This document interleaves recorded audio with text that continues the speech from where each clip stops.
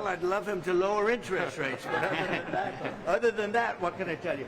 In support of our goals, today the Federal Open Market Committee decided to leave our policy interest rate unchanged. Too late, Powell. He's a terrible Federal Reserve Chairman. It was a mistake. I put him in, and then Biden extended him. Welcome back to Sunday Night in America. Those hoping for a rate cut were disappointed for the 5th time in a row. Fed Chair Jerome Powell and most of his colleagues left rates where they are. There were, however, 2 dissents, which is unusual and perhaps foreshadowing.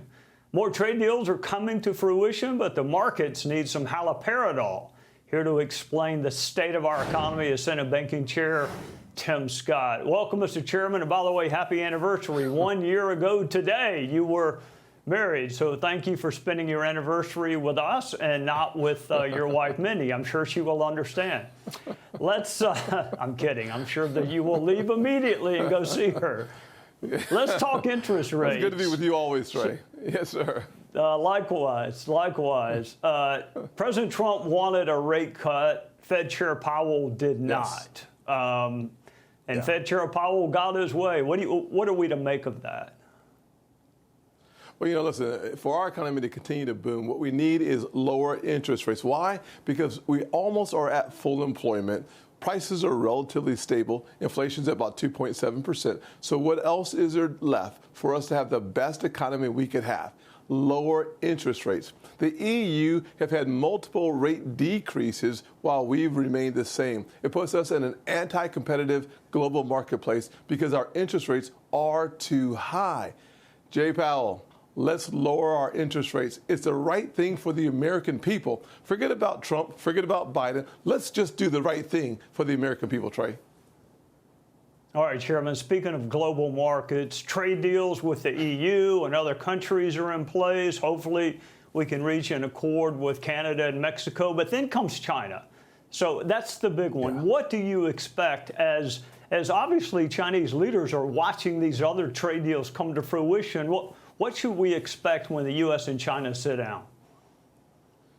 Well, President Trump has done a fabulous job of putting the American worker first by opening markets around the world for our workers. We have to remember a couple things about China. Number one, they lie, they cheat, and they steal.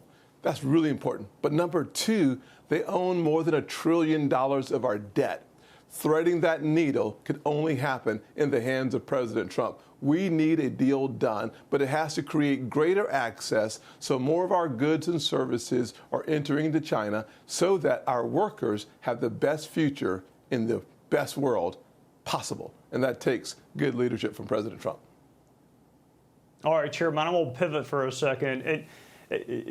Despite everything else you have going on, you have managed to find time to write yet another book. Our culture tends to make the wrong names famous, while good people deserving of attention get none. Your book is titled One Nation, Always Under God, and I think you seek to change that by shedding light on some people whose names maybe we don't know, but we should.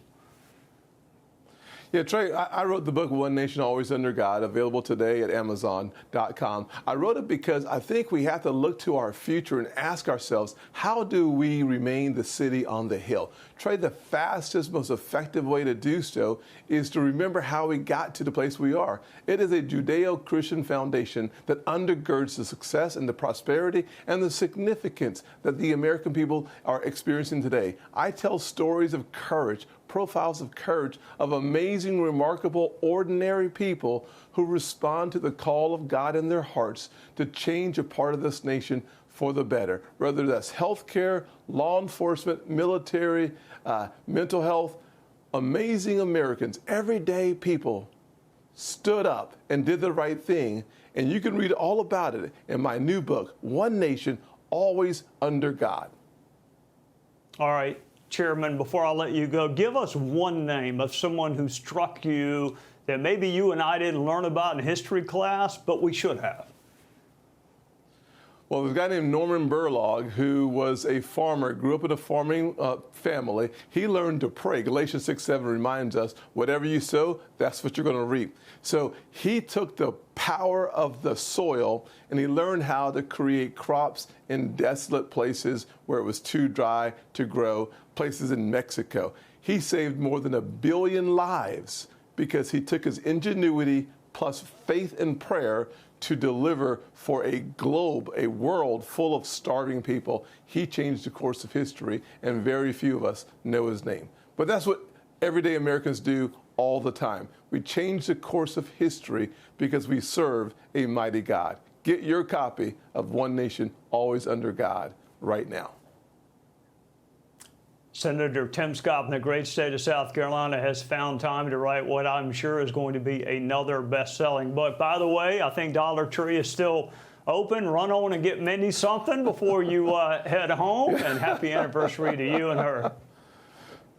Thank you. Happy anniversary to you and Terry on I think it's on the 5th. God bless you.